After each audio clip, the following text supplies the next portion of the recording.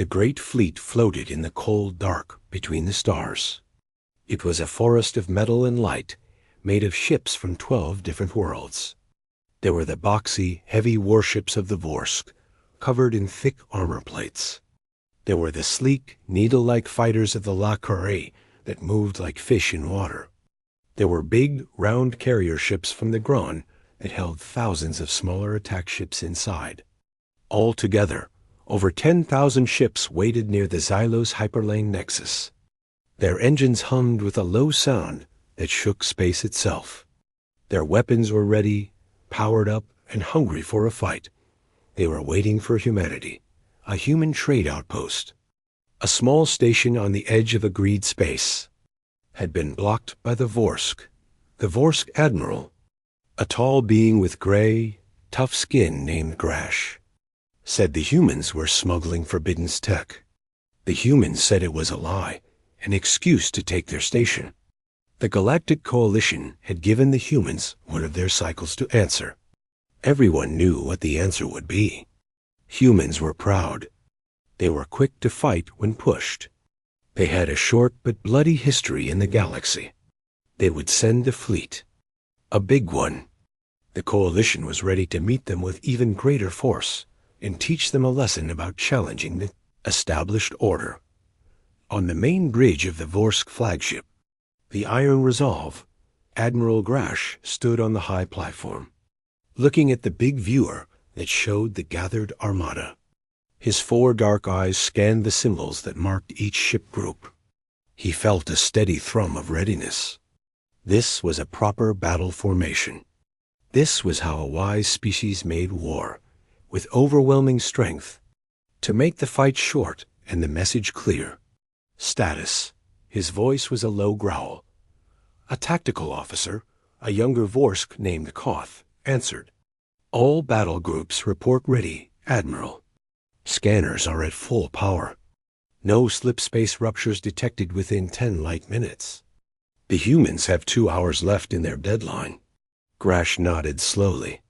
He turned his head slightly. In a corner of the bridge, by a secondary communication station, stood the human liaison officer. Her name was Yuna. She was small compared to the Vorsk, with smooth skin and dark hair tied back neatly. She had been sent as a gesture of cooperation before things went bad. Now she was more of a prisoner, but a polite one. She watched the viewer, her face calm and still. Grash had watched her for days. She showed no fear. She showed no anger. It was strange. Humans were usually full of loud feelings. Do you think they will be late, Officer Yuna? Grash asked, not to be friendly, but to test her. Yuna turned her head. Her eyes met his. Humanity will respond at the appointed time, Admiral, she said. Her voice was clear and even. They are precise in such matters.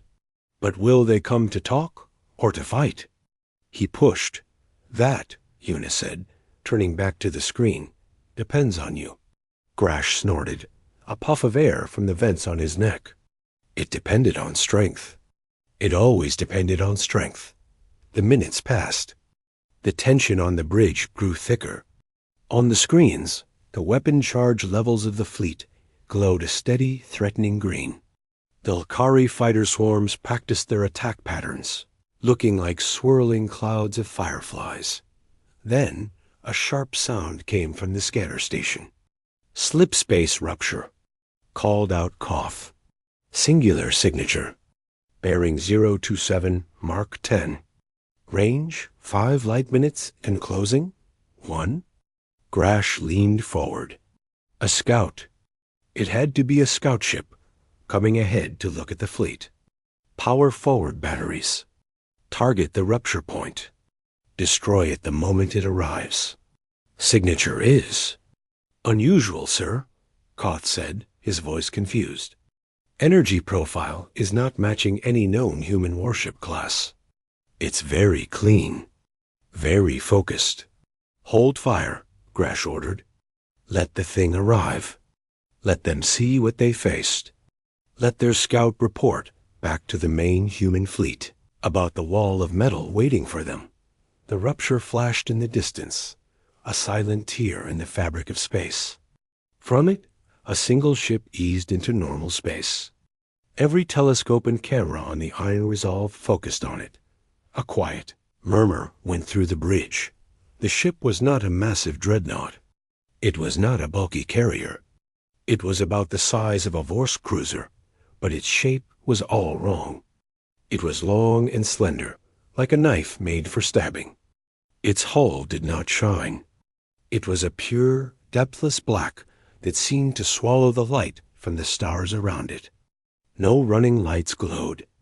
No weapon ports were visible. It had no obvious engines, only a faint blue shimmer at its very rear. It moved smoothly, silently, and came to a perfect stop just outside what would be standard weapons range for the fleet dot. It just sat there. "Report!" Grash barked, a flicker of annoyance in his gut. "No energy weapons charging, sir," Koth said. "No missile bay activity. Shields are at a minimal level, just basic particle deflection. Their power output is low, steady. They are not in a battle-ready state." "What is it doing?" Grash muttered. Was it a messenger ship? A surrender? No. Humans did not surrender without a fight. This was a trick. It had to be. "Admiral," the communications officer said, "we are receiving a hail. Audio and visual. Tight beam, directed right at us. Standard human protocols." Grash straightened his uniform. On the main viewer, the image of the immense fleet vanished, replaced by the face of a human man. He looked to be of middle years, with short black hair streaked with gray at the temples. He wore a simple, dark uniform with no medals or rank pins. His face was calm, but his eyes held a deep tiredness, like a man who had carried a heavy weight for a very long time. He did not look like a proud warrior. He looked like a tired official. "I am Captain John of the Earth vessel Pavonis," the man said. His voice was as calm as his face. "I am authorized to speak for humanity in this matter." Grash took a step forward. "I am Admiral Grash of the Vorsk Imperium, commanding the Galactic Coalition fleet. You come alone, Captain? Where is your fleet? Where is your answer?" "My ship is the answer, Admiral," John said. There was no threat in his tone. It was just a statement. "But before any discussion can proceed, I have a request. A condition for dialogue." Grash's eyes narrowed. "You are in no position to set conditions." "Nevertheless," John continued, unblinking, "I request that your human liaison officer, Yuna Kim, be brought to a secure private communications channel. She possesses the necessary verification codes to confirm my authority and the nature of my vessel." Grash looked away from the screen, over to where Yuna stood. She was looking at the face of Captain June on the viewer. For the first time, Grash saw a change in her. Her shoulders relaxed, just a little. A very small breath escaped her lips. Not fear, relief. Why? What was happening? It was a small request. A trivial one. The human woman was no threat. Denying it would make him look weak, afraid of a simple conversation. And he was desperately curious. "Very well," Grash said to John. He turned to a guard. "Take Officer Yuna to the secure con room. Patch her channel through to that ship, but monitor it. I want to know everything that is said." Yuna followed the guard without a word, leaving the bridge. On the screen, Captain John gave a small, slow nod. "Thank you, Admiral. We will speak again shortly." The screen went back to the view of this strange black ship, hanging alone against the backdrop of the mighty fleet. The silence on the bridge was complete. 10,000 warships, powered and ready, waited for a single silent ship to make a move. Grash felt a cold, unfamiliar feeling start in his chest. This was not how battles began. This was something else. He had prepared for thunder. He was getting silence. And the silence was somehow much, much worse. The guard, a large Vorsk with a heavy rifle, led Yuna down a curved hallway. The walls of the Iron Resolve were a dull gray metal, lit by cold blue strips of light. The sound of the ship was a constant deep hum. Yuna walked calmly, her hands at her sides. Inside, her heart was beating fast, but she had practiced for this moment for a long time. She could not show anything on her face. They arrived at a small room with a thick door. Inside was a communications console and a single chair. The guard pointed at the chair. "You will speak here? The channel is open. We will be listening." Yuna nodded and sat down. The guard stepped outside, and the door slid shut with a solid click. She was alone. The screen in front of her flickered to life. It showed the same view as the bridge, the black ship, the Pavonis, hanging in space. A small box in the corner showed Captain Shun's face. He was waiting. "Channel is secure and isolated," a mechanical voice said in the room. It was the ship's computer. Chun spoke first. "Operative Kim. Verification code Omega-7. Yuna took a deep breath. This was it. Verification acknowledged. "Code Echo 39er, she replied, her voice steady. "Biometric confirmation. Yuna Kim. Retinal scan initiating." She leaned forward, letting a small laser scan her eye. A soft beep confirmed it. On his ship, June saw the green light on his panel. She was the real person. The codes were correct. The plan was a go. He allowed himself a small moment of relief. She was safe. "Su Min," he said, using the name only her family and closest friends used. "It is time. Initiate the Sol Protocol.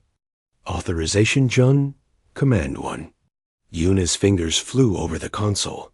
She typed in a long string of numbers and letters. It was a code she had memorized, a code she had carried in her mind every day since she took this assignment. The console beeped, accepting it. She pressed one final key. On the bridge of the Iron Resolve, the tactical officer Koth jerked in his seat. "Admiral!" "The human ship. It's changing." On the main viewer, the smooth black hull of the Pavonis began to move. Long panels, so perfectly fitted they had been invisible, slid apart. They did not reveal missile tubes or gun barrels.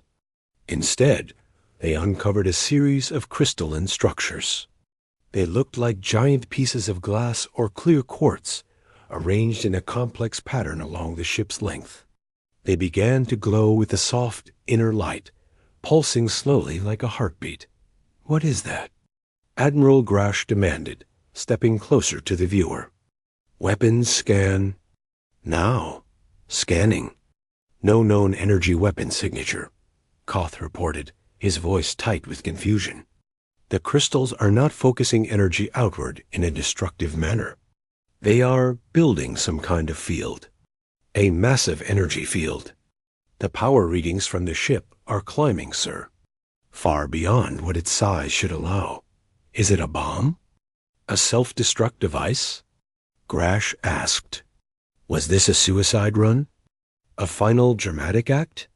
"Negative. The energy is not explosive. It is coherent, stable, and it is not aimed at any one ship. It is spreading." A faint shimmer began to grow in the space between the Pavonis and the Coalition fleet.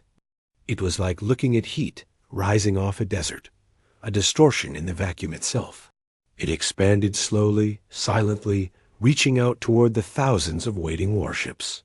All ships. Raise shields to maximum. Point defenses active.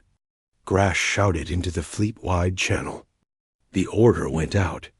Across the armada, glowing domes of energy flickered into existence around the ships. Weapons turrets swiveled, targeting the strange, shimmering field. The field touched the first ship, a Vorsk destroyer at the edge of the formation. Nothing happened. The ship did not explode. Its shields did not flash. The field simply passed through the shields, through the hull, as if they were not there. Report from the Void Claw. They report no damage. No system malfunctions. The crew is. They are reporting unusual sensations. Koth looked up, his 4 eyes wide with disbelief. They say they are hearing things. Feeling things. Grash was about to demand more information when the shimmer reached the higher resolve. He felt it first as a sudden warmth in the air of the bridge. Then, a low sound filled his ears. It was not a sound from the speakers. It was inside his head. It was like the hum of the ship, but different. It was mixed with voices, whispers, faint cries. He shook his head, trying to clear it. He looked around. His bridge crew were all reacting. Some were clutching their heads. Others were staring into space, their eyes unfocused. The young tactical officer Koth had tears flowing from his lower pair of eyes, though he looked confused, as if he did not know why he was crying. Then, the images came dot. It was not like watching a screen. It was like remembering something that had never happened to him. He saw a muddy field under a gray sky. The air was thick with smoke and a terrible metallic smell. He was running, his body young and strong, but filled with a bone-deep terror. He felt the mud sucking at his boots. He heard the deafening roar of an explosion nearby and the scream of someone a friend. Cut short, he felt the cold weight of a simple metal weapon in his hands and the hot, shameful rush of killing a man whose face he saw just for a second. The man's eyes were wide with the same fear he felt. Grash gasped, stumbling back against his command chair. What is this? What is happening? He roared, but his voice sounded distant, even to himself. The scene changed. He was in a different place. A city, but not a Vorsk city. The buildings were boxy and made of brick. He heard a strange, high-pitched whistling sound, growing louder. Then, a flash of light that was not light, but pure pain in his eyes. A wall of heat and wind threw him to the ground. When he could see again, the city was gone. In its place was a flat, smoking plain of glass and rubble. A silent, broken doll lay in the dust nearby. He felt a grief so vast it was like a hole in the universe, and a guilt that threatened to swallow his mind. He had done this. His people had done this. For what? Stop it. Grash cried out, but the memories kept coming.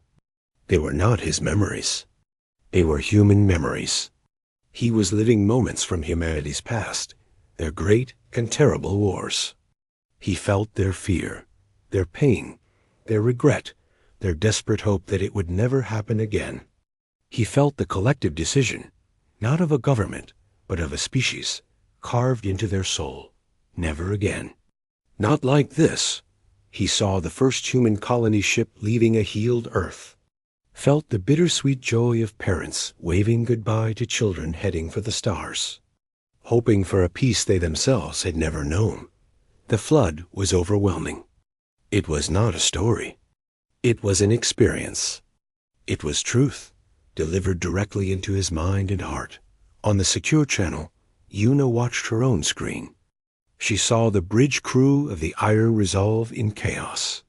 She saw the Admiral, a being of immense pride and strength, brought to his knees by a sorrow that was not his own. She had felt it before, in her training. It was why she believed in the protocol.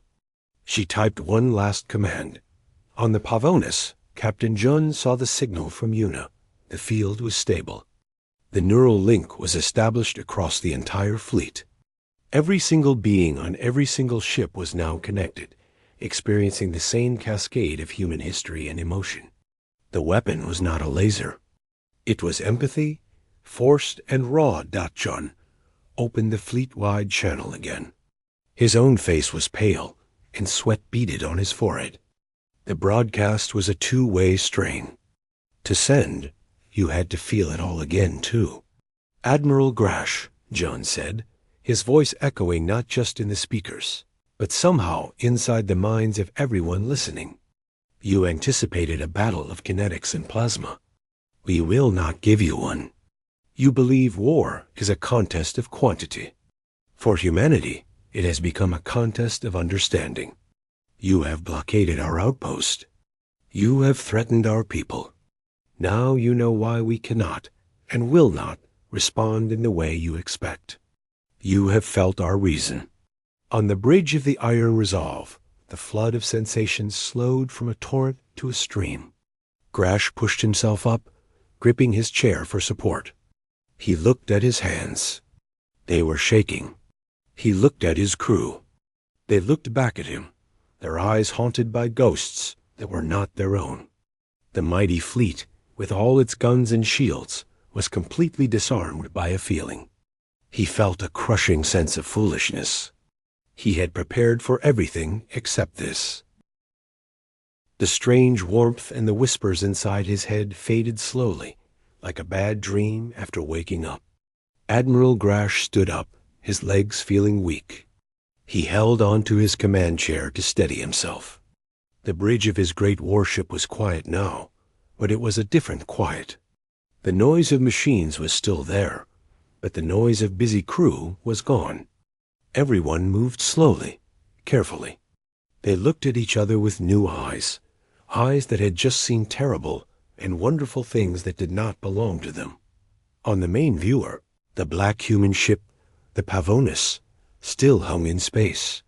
Its crystals glowed with a soft, steady light. It looked peaceful. It looked beautiful, even. But Grash now knew it was the most dangerous ship he had ever seen. It did not break bones. It broke minds. His communications officer, her voice shaky, spoke. "Admiral, the human captain is hailing again. Fleet-wide channel." Grash took a deep breath. He had to pull himself together. He was still the admiral. He straightened his uniform. Put him on. Captain Chun's face appeared again. He looked tired, much more tired than before. Dark circles were under his eyes. It seemed that sending those memories had cost him something, too. But his voice was still calm. "Admiral Grash, I believe we now have a common point of reference," John said. Grash found his voice. It sounded rough, like he had not used it in years. What was that? What did you do to my fleet?" "It is called a shared consciousness field," John explained. He spoke slowly, as if to a child. "We do not use it as a weapon. We use it as a tool for understanding. For the last 100 years, while other species built bigger guns, humanity's greatest scientists worked on this. We decided that the only way to end our own cycle of war was to make our experience of its cost impossible to ignore. To make it felt. You invaded our minds," Grash growled, anger starting to push back the shock. "No," John said firmly. "We opened a window. What you felt were true memories, taken from our historical archives and the living minds of our elders. They are the foundation of our laws, our fear, our hope. You felt the death of the soldier in the mud. You felt the horror of the city destroyed by the first atomic bomb. You felt the hope of the colonists. That is who we are. That is why we are." Grash looked away from the screen. He looked at his tactical officer, Koth. The young Vorsk was wiping his face, his 4 eyes red. He had felt it all, too.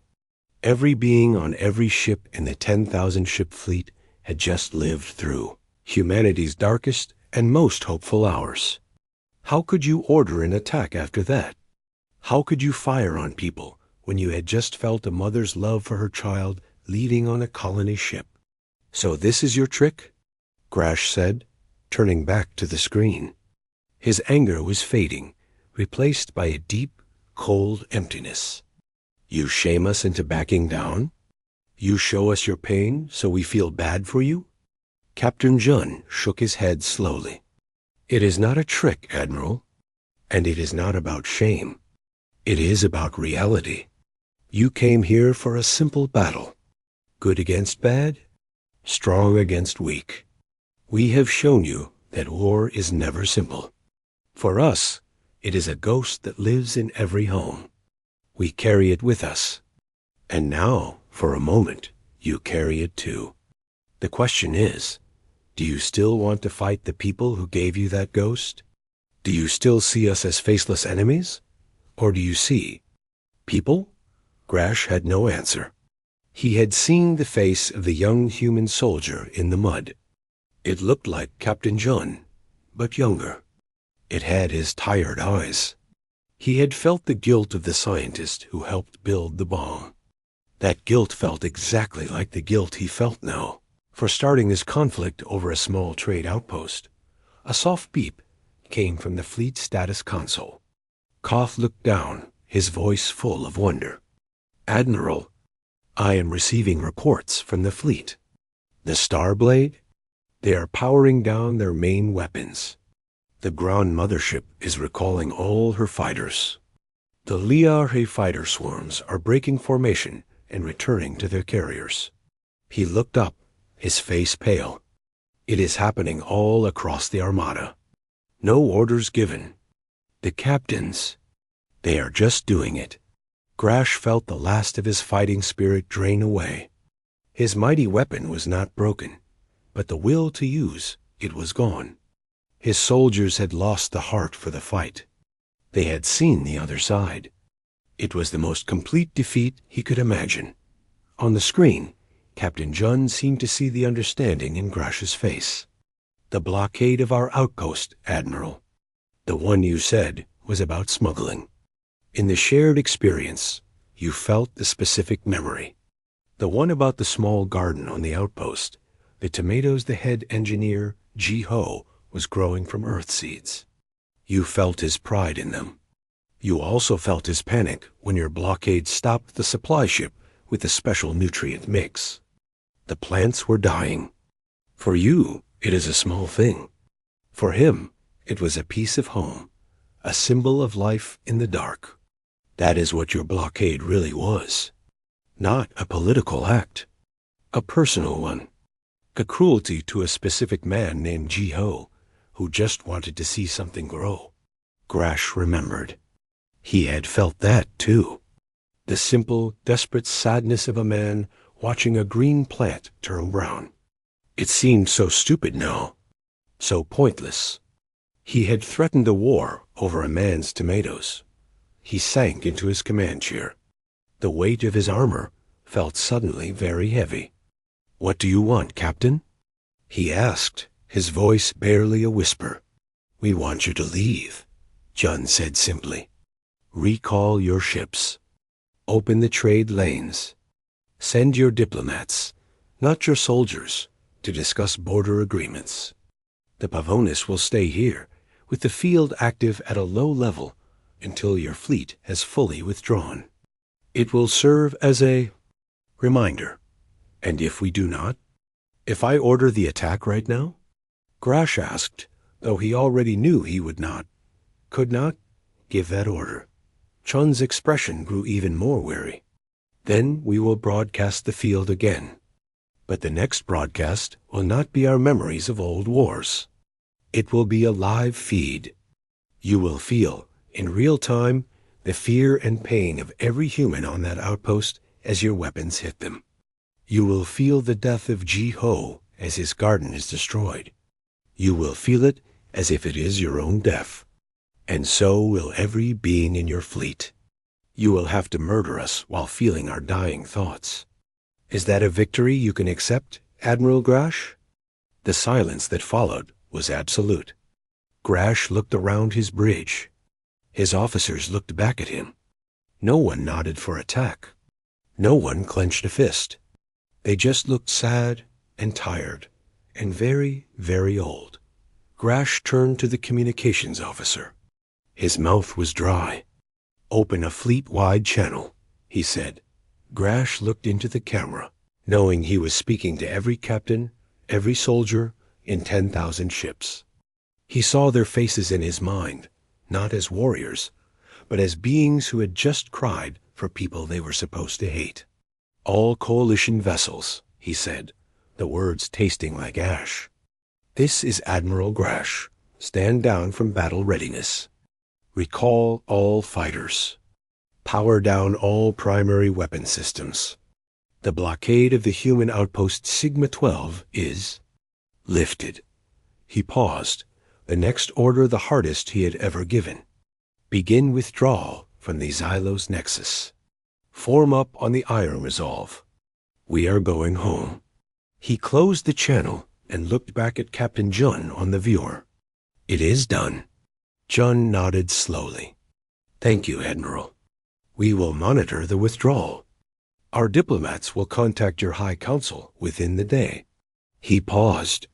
"What you felt today, it does not have to be a weapon. It can be a tool for building, for understanding. The offer to share it in peace, to truly learn about each other, remains open." The screen went dark, returning to the view of the Pavonis. Its crystals dimmed to a faint glow. A silent watchman. Grash did not give any more orders. He just sat in his chair, staring at the single, small ship that had defeated the largest fleet ever assembled without firing a single shot. He had prepared for noise, fire, and glory. He had received silence, memory, and a terrible, quiet wisdom. He finally understood. Humanity had not come to fight a battle. They had come to end one before it could even begin. And they had succeeded. The withdrawal of the Galactic Coalition fleet was the slowest, quietest retreat in history. There was no panic. There was no hurry.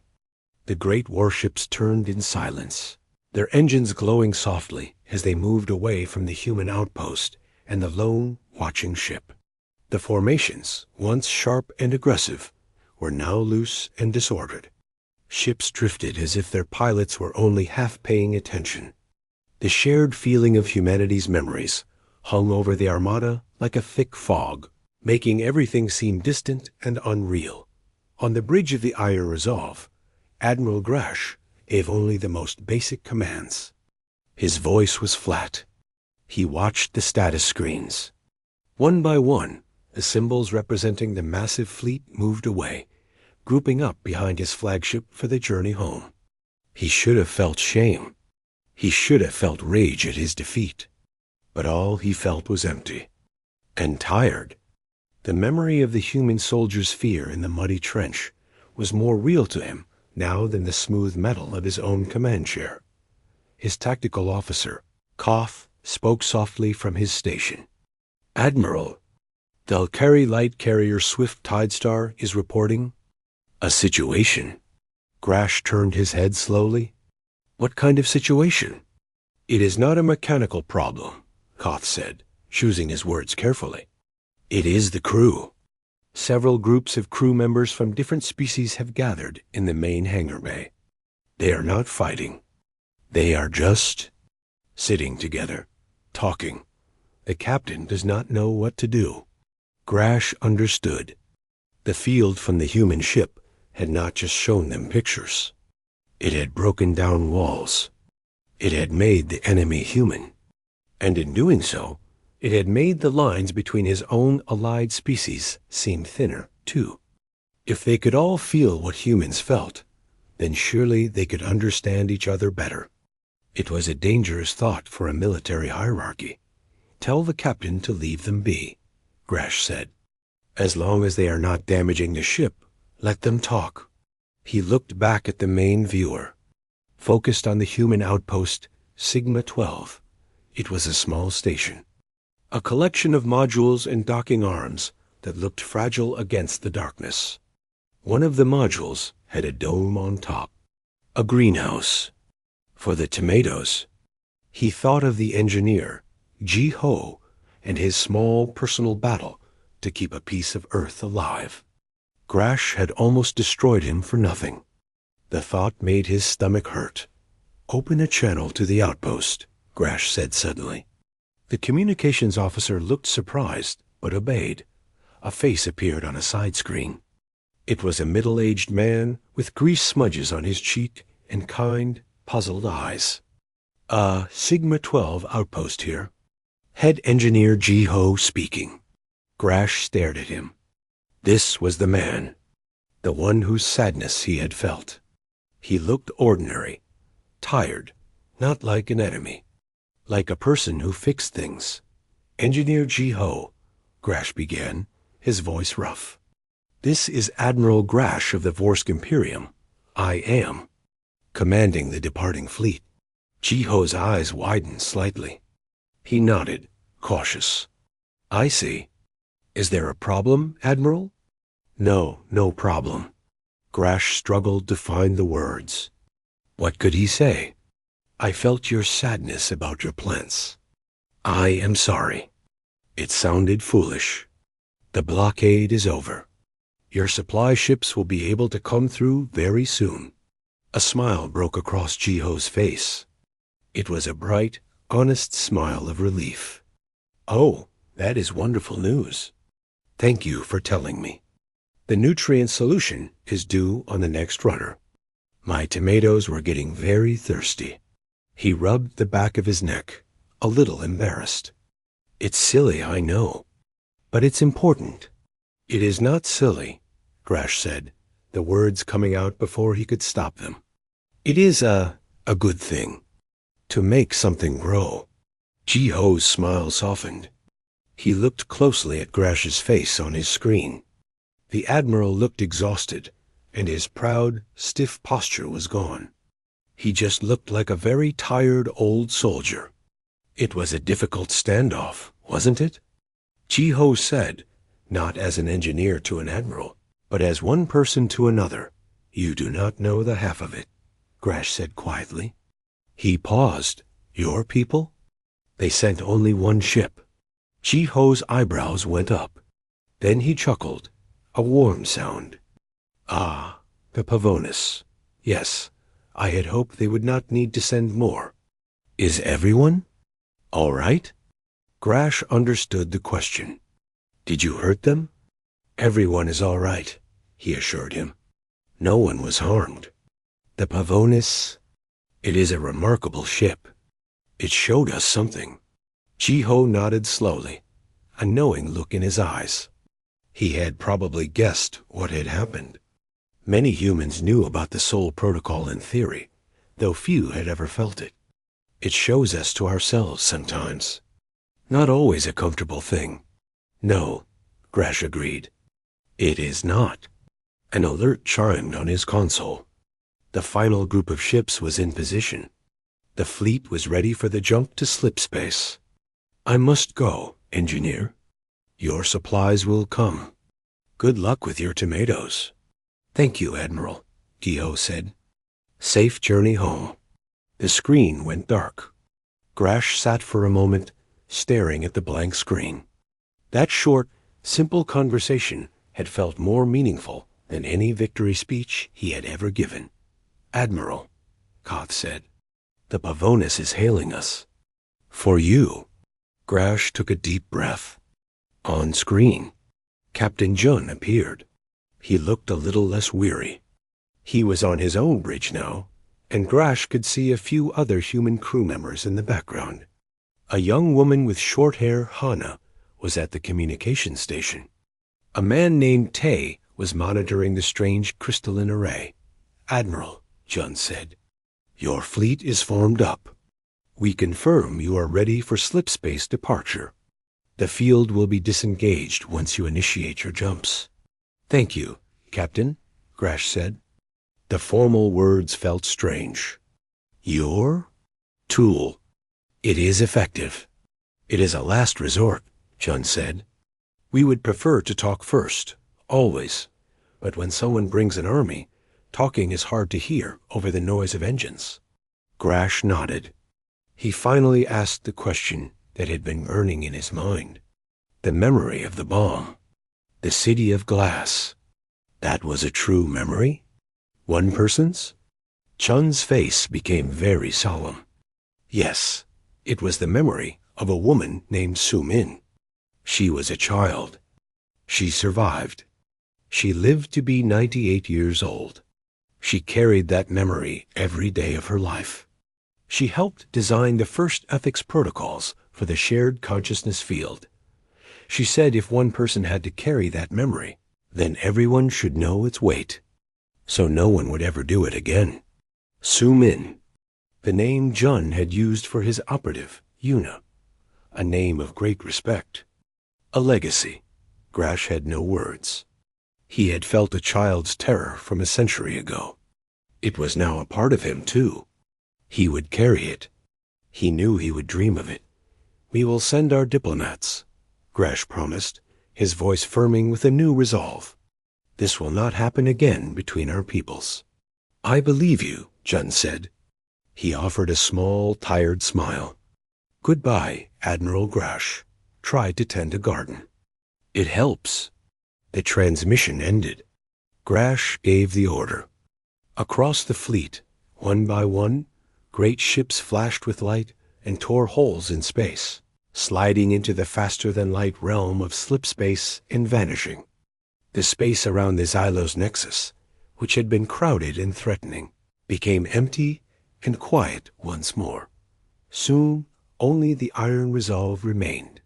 Grash looked one last time at the Pavonis, a small, dark shape near the tiny outpost.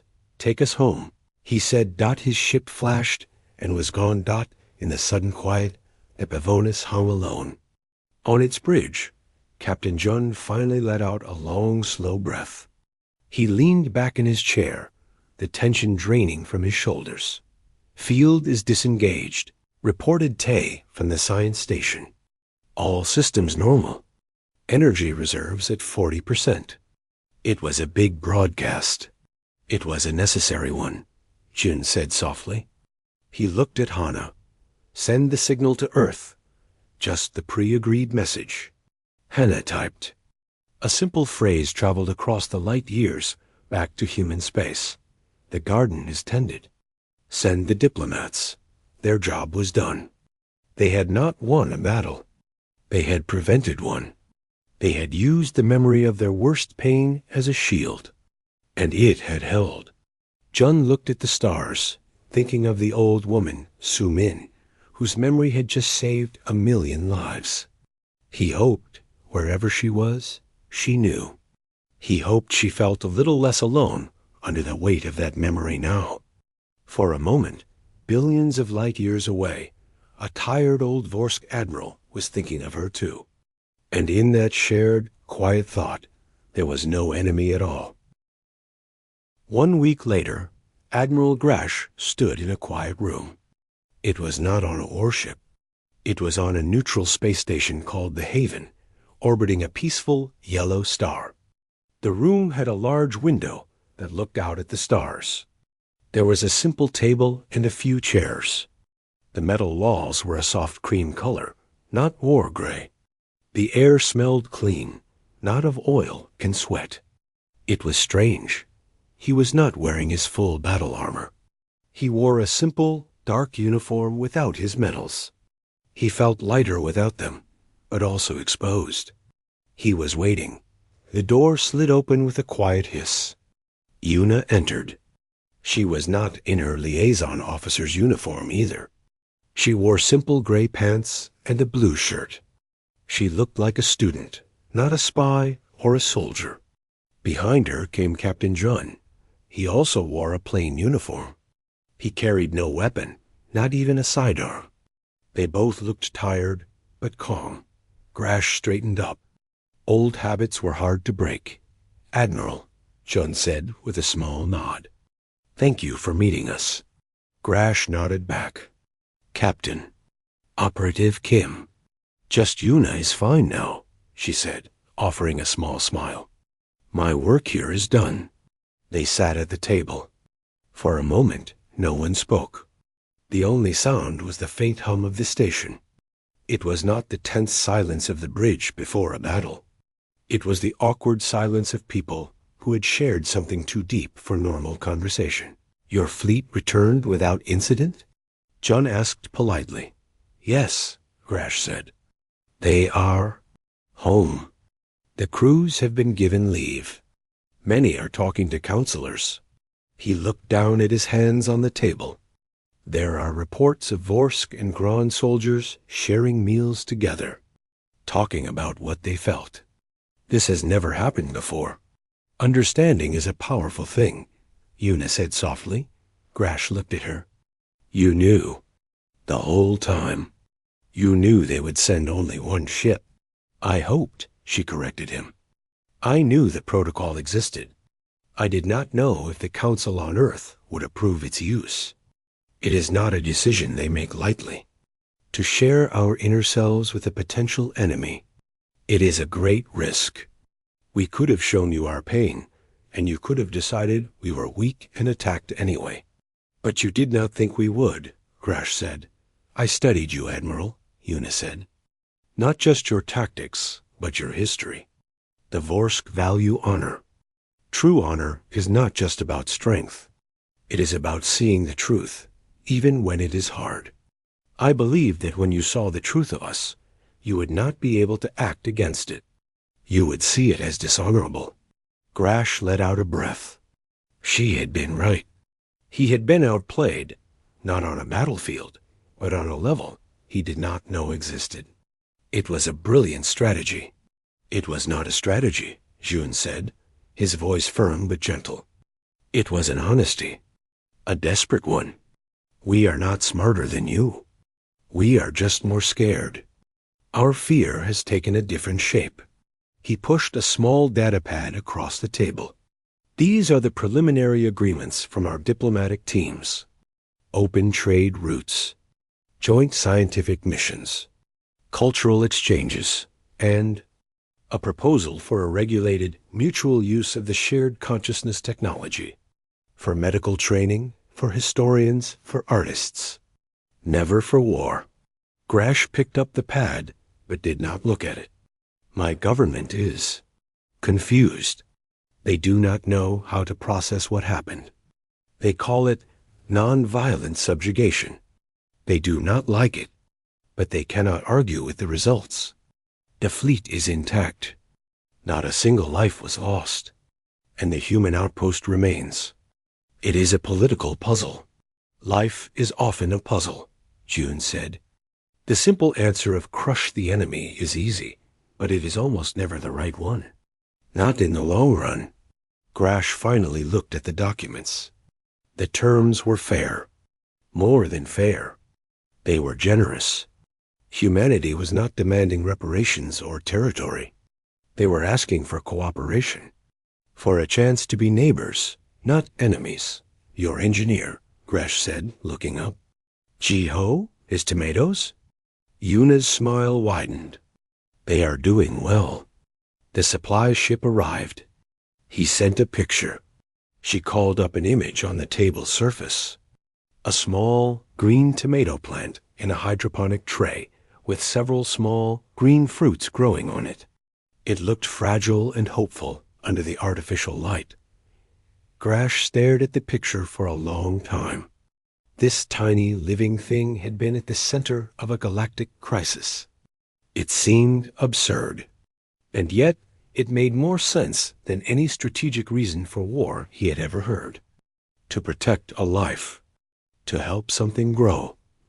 I will recommend my government signs these agreements, Grash said finally. I cannot promise they will listen, but I will try, with all my strength.